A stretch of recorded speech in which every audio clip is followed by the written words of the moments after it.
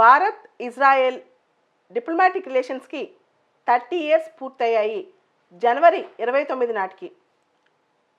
ముఖ్యంగా మనం ఇక్కడ ఇజ్రాయెల్ బ్యాక్గ్రౌండ్ చూడాలి.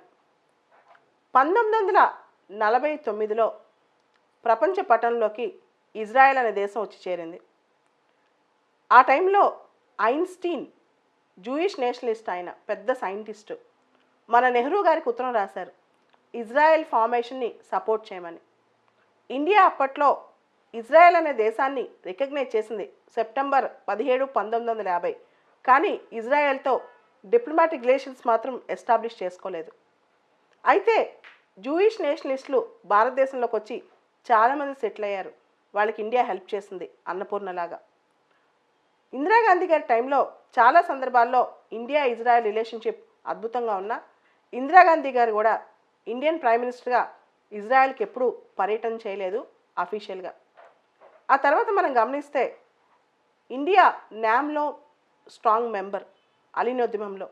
అలీనోద్యమంలో సభ్యదేశంలా ఇండియా ఎప్పుడు కూడా పాలస్తీనియన్ కాజ్ని చాలా సందర్భాల్లో అంతర్జాతీయంగా సపోర్ట్ చేసింది. ఫస్ట్ నుంచి కూడా ఇండియా 2 నేషన్ థియరీని సపోర్ట్ చేస్తూనే వచ్చింది. అయితే మన భారత విదేశీ విధానం అనేది 1991 తర్వాత ఐడియలిజంలోంచి ప్రాగ్మాటిజం లేదా రియలిజంలోకి ట్రాన్స్ఫార్మ్ అయింది. అంటే ప్రాక్టికల్గా ఉండటం మొదలెట్టాం అనమాట. ఆ సందర్భంగా 1992 జనవరి 29వ తారీఖున మనం మొట్టమొదటిసారిగా ఇజ్రాయెల్తో డిప్లొమాటిక్ రిలేషన్షిప్ స్టార్ట్ చేసాం. అప్పటి నుంచి ఇప్పటి వరకు గత 30 సంవత్సరాలుగా మన సంబంధాలు డిప్లొమాటిక్ రిలేషన్స్తోనే ఆగకుండా ఎకనమిక్గా, డిఫెన్స్ పరంగా మల్టీ ఫేస్టెడ్ స్ట్రాటజిక్ రిలేషన్షిప్గా మారిపోయింది. ఎంతో అద్భుతంగా ఇండియా ఇజ్రాయెల్ రిలేషన్స్ ముందుకెళ్తున్నాయని చెప్పొచ్చు. ముఖ్యంగా ఈ 30th యానివర్సరీ సందర్భంగా మోడీ గారు వీడియో మెసేజ్ ఇచ్చారు. అదేవిధంగా Israel envoy to India Naor Gilon కూడా ఆయన మెసేజ్ తెలిపారు. ఇండియా ఇజ్రాయెల్ రిలేషన్స్ నెక్స్ట్ లెవెల్లోకి వెళ్ళబోతున్నాయని ఇద్దరు అభిప్రాయపడ్డారు.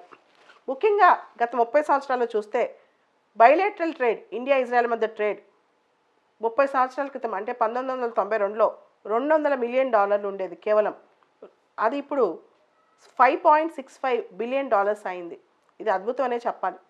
ఆ తర్వాత ఇండియా ఇజ్రాయెల్ రిలేషన్షిప్లో డిఫెన్స్ పార్ట్నర్షిప్ చాలా ఇంపార్టెంట్ అనమాట. ముఖ్యంగా Falcon airborne warning and control systems మనం ఇజ్రాయెల్ నుంచి కొనుక్కుంటున్నాం. అవాకస్ అంటాం.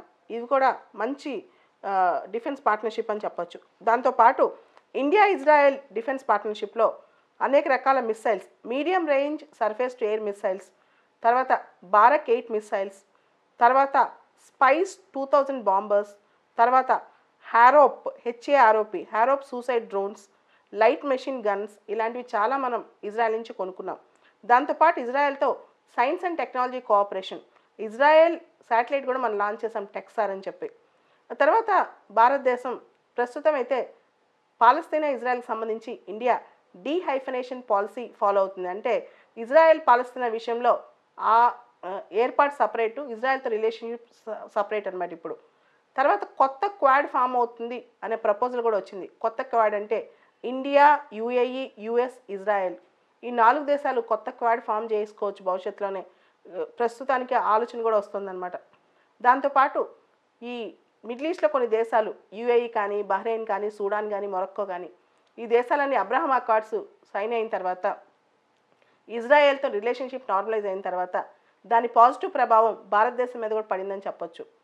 ఇండియా ఇజ్రాయెల్ రిలేషన్షిప్లో డిఫెన్స్ తర్వాత అగ్రికల్చరల్ పార్ట్నర్షిప్ చాలా ఇంపార్టెంట్. ముఖ్యంగా వాటర్ కన్జర్వేషన్ టెక్నాలజీ. ఇజ్రాయెల్లో నీళ్లు చాలా తక్కువ కాబట్టి అక్కడ రకరకాల టెక్నాలజీ వాడి తక్కువ నీటి ఖర్చుతో ఎక్కువ పంట పండిస్తారు. ముఖ్యంగా డ్రిప్ ఇరిగేషన్ టెక్నాలజీ మనం ఇజ్రాయెల్ నుంచే తీసుకున్నాం. ఆ తర్వాత జియో పొలిటికల్గా కూడా మనం అద్భుతంగా ఇజ్రాయెల్తో ఇప్పుడు రిలేషన్షిప్ మెయింటైన్ చేస్తున్నాం. ముఖ్యంగా డీహైఫనేషన్ పాలసీ ద్వారా. తర్వాత science and technology cooperation, R&D cooperation కూడా. వీటన్నిటితో ఇప్పుడు ఇజ్రాయెల్తో ముందున్నాం. మనందరికీ తెలుసు America and Israel all weather friends అని. ఇజ్రాయెల్తో క్లోజ్గా ఉండటం అంటే ఇండియా అమెరికాతో క్లోజ్గా ఉండటమే, లేదా అమెరికాతో ఇండియాకి స్ట్రాటజిక్ పార్ట్నర్షిప్ ఉందంటే ఇజ్రాయెల్తో ఉన్నట్టే. సో ముందు ఇండియా ఇజ్రాయెల్ రిలేషన్స్ కొత్త పుంతలు తొక్కుతాయని కూడా ఆశిద్దాం. 1992 వరకు కూడా ఇండియాకి డిఫెన్స్ పార్ట్నర్షిప్ అంటే ఎక్కువ రష్యాతోనే. ఆ తర్వాత డిఫెన్స్ పార్ట్నర్షిప్ కూడా ఇండియా చాలా డైవర్సిఫై చేసుకుంది.